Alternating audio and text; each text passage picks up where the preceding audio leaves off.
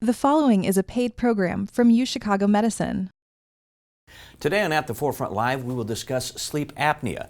A good night's sleep is as necessary to health and well-being as diet and exercise. Unfortunately, for more than half of all Americans, a good, refreshing sleep is difficult to obtain. On today's At the Forefront Live, we will take your questions for our sleep experts. That happens right now on At the Forefront Live.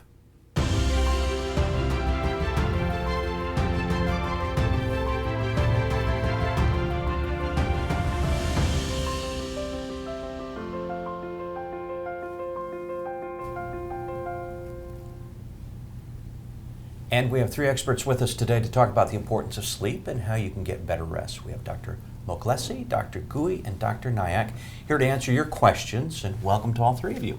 Thank you. Thank you. Let's start the program. If you will, just tell us a little bit about yourselves and what you do here at UChicago Medicine. And Dr. Mokhlesi, we'll start with you. Well, I'm a professor of medicine in the Department of Medicine, and I direct the Sleep Disorder Center and the sleep training program here at the University of Chicago.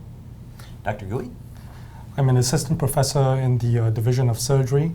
I have a special interest in head and neck cancer and also surgery for sleep apnea. And Dr. Nayak? So I'm an associate professor of medicine. I'm a cardiac electrophysiologist, and I direct the device clinic and the fellowship program here at the University of Chicago. Let's get right into our questions, but first we want to remind our viewers that today's program is not designed to take the place of an actual visit with your physician. And Dr. Mokhlesi, we're going to start with you and just talk about general sleep first and how important that is, because I think that's an area that people far underestimate what they need and how critical that is to their health and well-being. Well, that's a great point, because the average American and people living in an industrialized world don't get enough sleep for a variety of reasons: television, tablets, work, other duties. Suffice it to say, the average American compared to 60, 70 years ago is sleeping an hour and a half or 2 hours less than what they need. So that obviously has important consequences. Daytime sleepiness impairs quality of life, and it can even lead to increased risk of weight gain and obesity and heart disease or high blood pressure. You mentioned health benefits to getting plenty of sleep, and what exactly does this do to a person if they're not getting enough? Because again, I think this is the kind of thing that can sneak up on people, but it can have a rather detrimental impact on them. Correct. Insufficient sleep, again, insufficient for the amount of need that individual has. The consequences, the main consequence is impacting mood, impacting daytime functioning, increasing risk of motor vehicle accidents or occupational accidents. And some data, as I mentioned earlier, suggests that it could be linked to weight gain, increase in risk of high blood pressure, and ultimately some cardiac diseases. But it's also important to point out that some of the more recent literature suggests that long duration of sleep, beyond 9 hours, can also be associated with health detriments. So there seems to be a sweet spot. That's interesting. And you mentioned the safety aspects, and we think of distracted drivers out there, and a lot of us commute a fairly significant different distance here in the Chicagoland area. It's very important to get plenty of sleep before you get behind the wheel of that vehicle as well. For sure, and it's not just there are a variety of sleep disorders. Obviously, one of the ones that is self-imposed in modern society is short sleep duration, but it's important to note that there are multiple medical conditions that we're going to delve into a little bit later, such as sleep apnea, that can also lead to poor quality sleep, ultimately leading to daytime sleepiness as one important consequence. And we have two other physicians on here with you today as well, and they're going to speak to very specific areas of sleep disorders. What will they be talking about? Well, I think many of our viewers and patients know about sleep apnea, or hopefully they'll learn about it. And most people identify or link sleep apnea with mask therapy with Cpap, continuous positive airway pressure.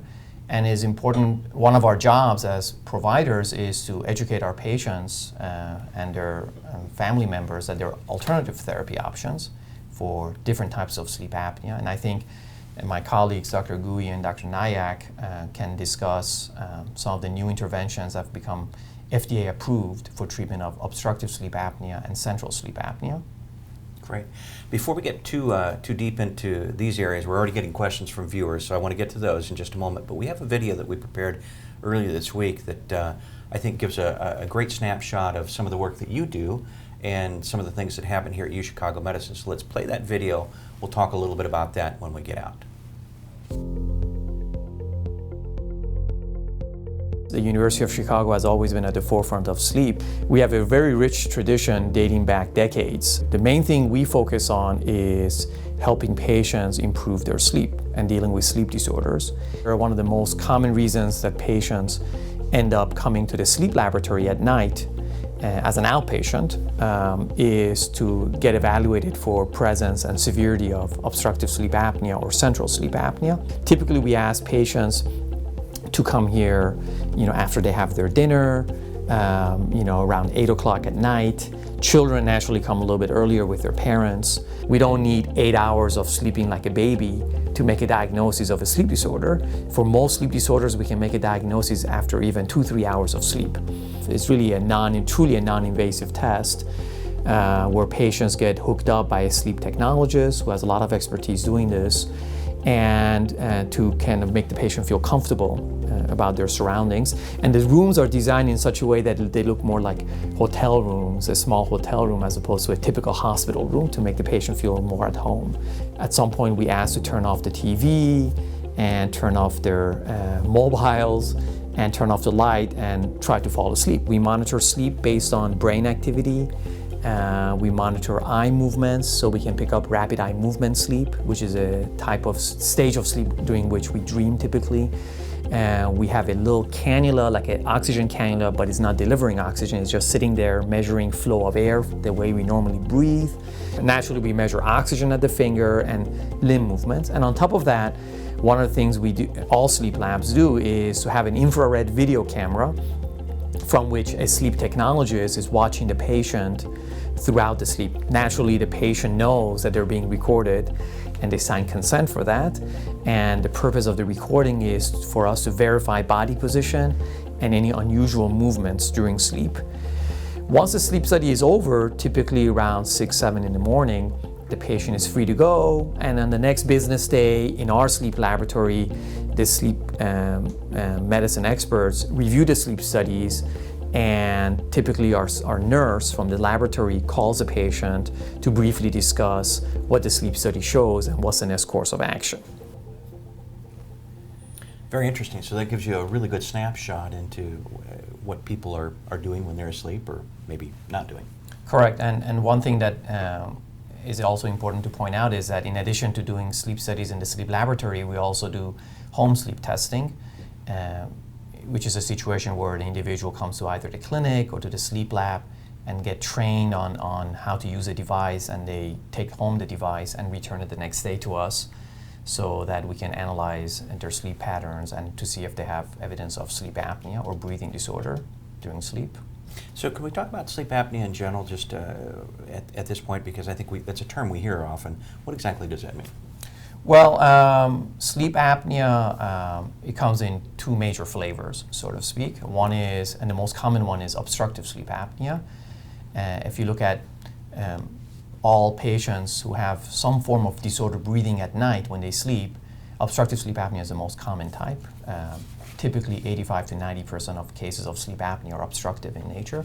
And essentially, as the name implies, in the back of their throat, where the upper airway is, once they fall asleep, it intermittently collapses or narrows down significantly, making breathing more challenging and more difficult for the patient. And most patients don't even notice this. The bed partner may notice it by loud disruptive snoring or periods where breathing actually pauses, and that's quite disconcerting for the bed partner.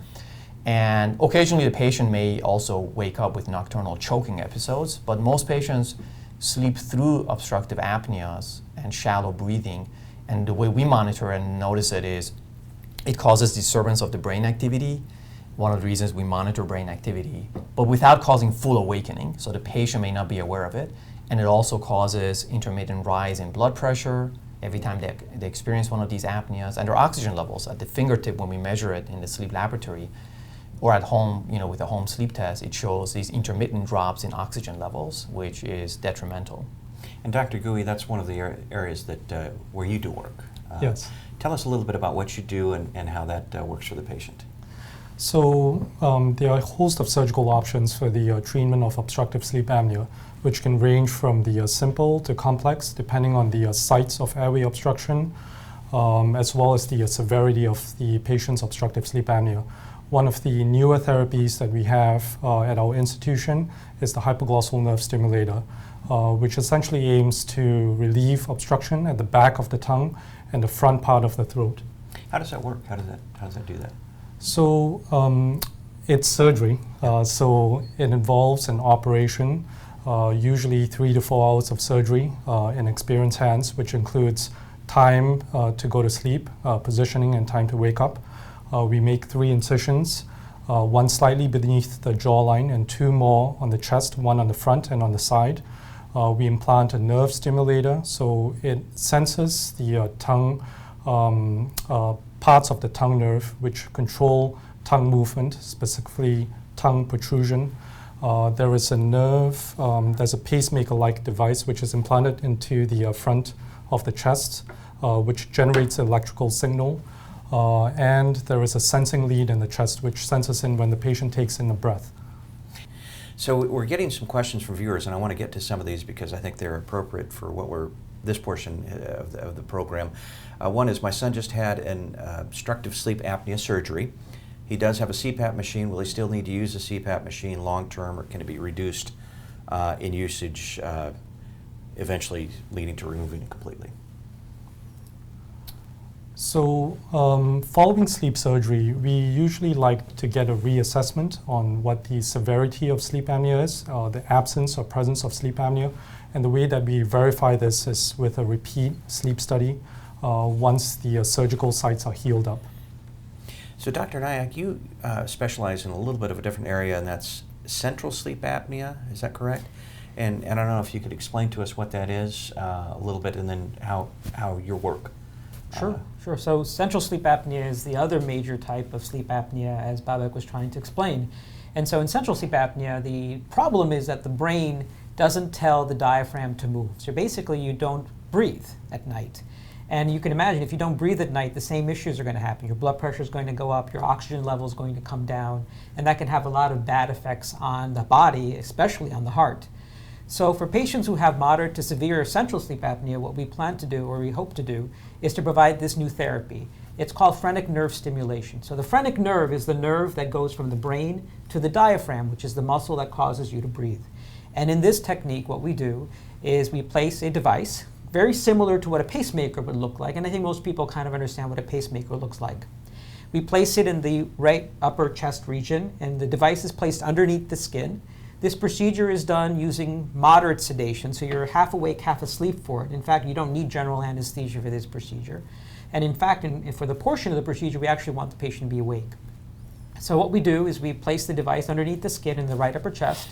We then access a vein that runs underneath the collarbone, and we place pacing leads and place them in 2 very special positions in the body. One is we thread a pacing lead down a small vein that runs on the surface of the heart that runs parallel to this phrenic nerve. And that's the pacing lead that's going to stimulate that phrenic nerve to then contract and cause the diaphragm to go up and down. Then we place a second lead in a vein in the heart, and that senses how much breathing takes place.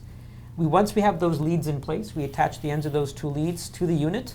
We make a pocket for it underneath the skin. We sew patients up, and the procedure takes about 2.5 hours.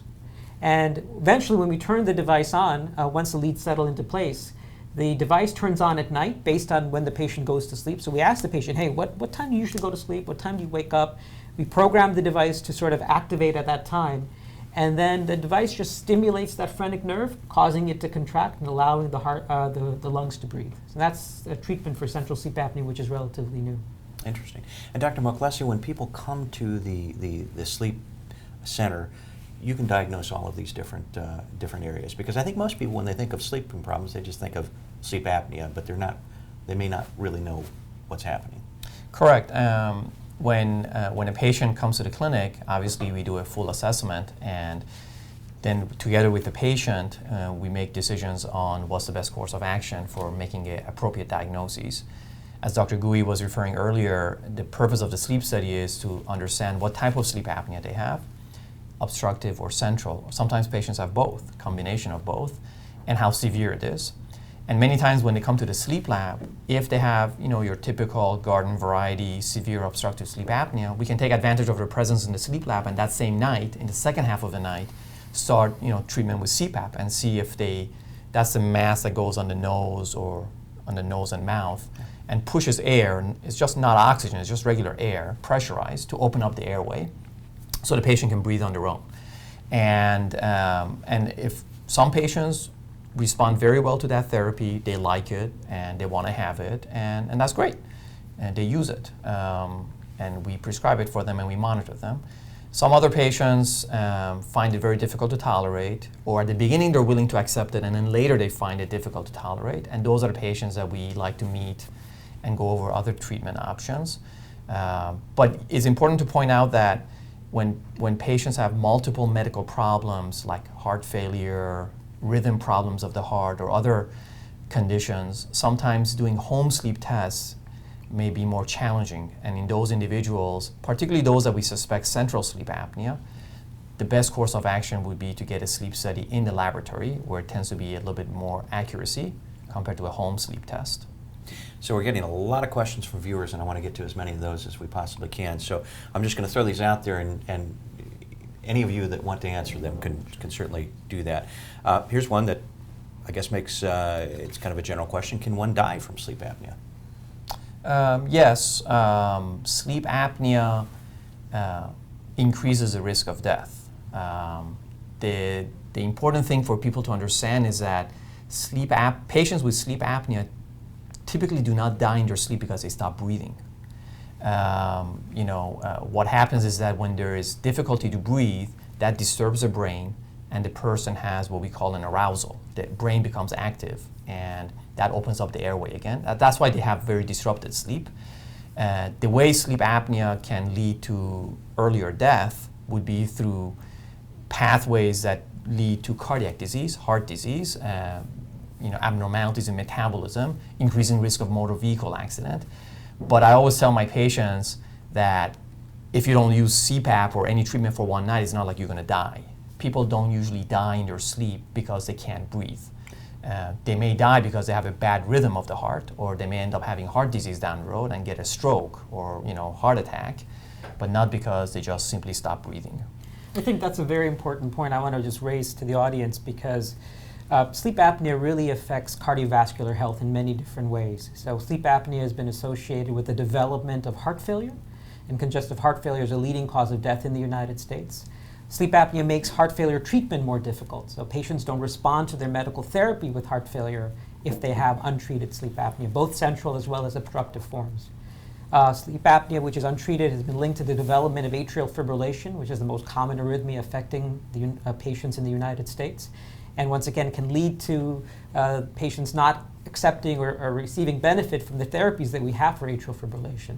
So just reiterate the point that heart failure, sleep apnea, cardiovascular health are intimately linked. So Dr. Nayak, here's a question from a viewer that I believe is directed to you. I have a neuromuscular disease, CMT, that has affected my phrenic nerve and have paralysis of the left diaphragm. Could the stimulator potentially work to get my diaphragm to function? Well, that's a very good question. We don't have great data on using the phrenic nerve stimulator for those specific type of conditions, because right now the phrenic nerve stimulator is used to primarily treat patients who have central sleep apnea as a formal diagnosis. But it's something I know that we wanted to explore and see if this type of therapy can be extended to those type of patients. Okay. And this can go up to any one of you. Can you please address REM sleep apnea and its role in atrial fib, and if a beta blocker medication helps or contributes to the apnea?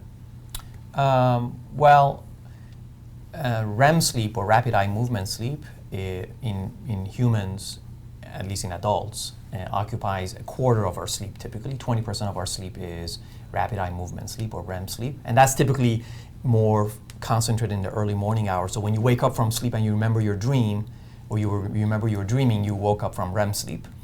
And it comes in fragments throughout the night. And in many patients, sleep apnea gets worse during REM sleep because the upper airway muscles become even more relaxed and more prone to collapse during that stage of sleep.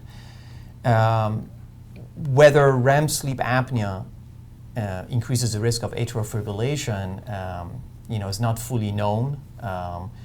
There's some data that we published and looking at REM sleep apnea increasing risk of hypertension or high blood pressure, but I think the jury is still out as to whether REM sleep apnea increases the risk of atrial fibrillation. And beta blockers, maybe Dr. Nayak can comment on that, but beta blockers don't worsen sleep apnea per se, but it could be very effective medication for cardiac conditions. Dr. Nayak, do you have any thoughts on that? No, absolutely. I think beta blockers are a mainstay of therapy for most patients with atrial fibrillation, and they're very protective of the heart. So, if your doctor has prescribed a beta blocker to treat atrial fibrillation, I think that's a good idea. Another question, how common is sleep apnea in children with Down syndrome?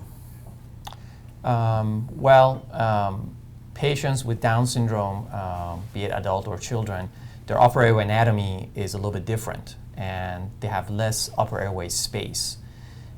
So with that said, it's quite common. We don't know exactly how common, but we definitely know it's more than the general population. Some studies have reported, 60, 70, 80%. So the probability of having sleep apnea in a child or an adult with Down syndrome is extremely high, extremely high. So here's one that's interesting. My dentist mentioned that grinding teeth is related to sleep apnea.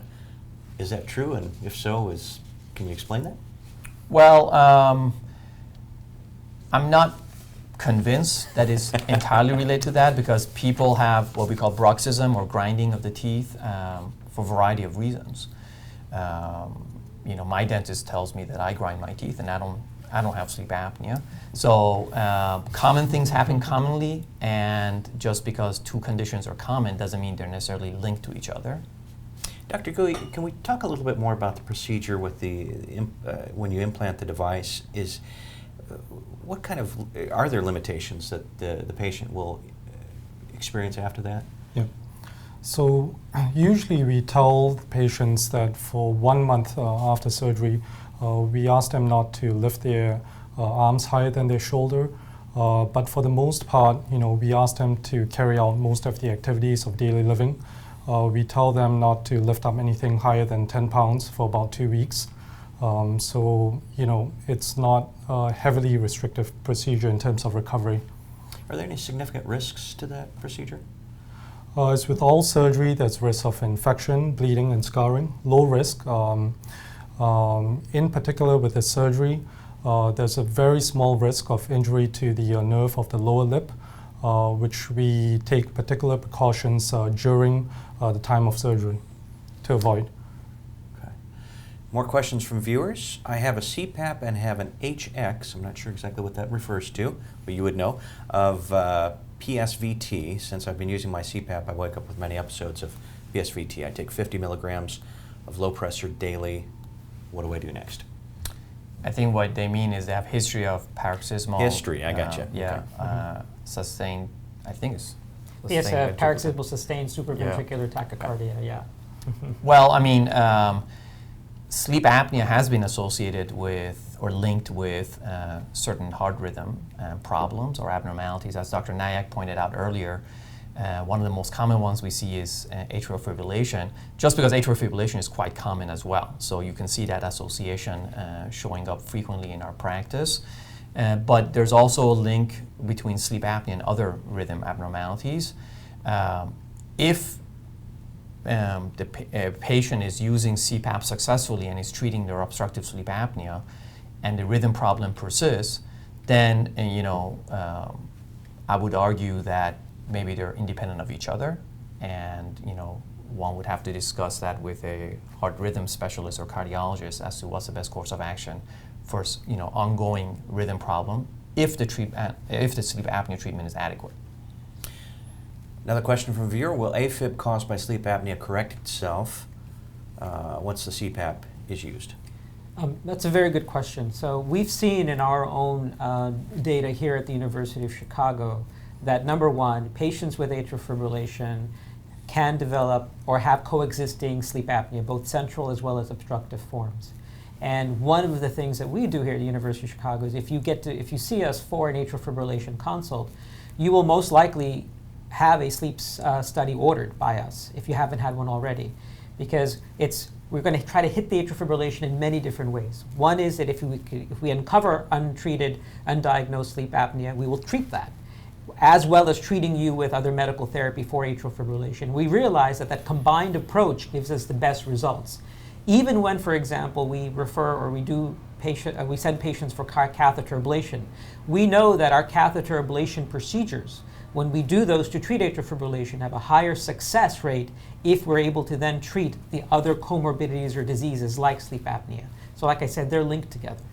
Another viewer question. In your experience, are patients able to better tolerate the implantable therapies versus the mask therapies? Well, it's a somewhat of a loaded question because patients who decide to undergo implantable therapies that Dr. Gooi was discussing are typically patients who dislike Cpap. Yeah.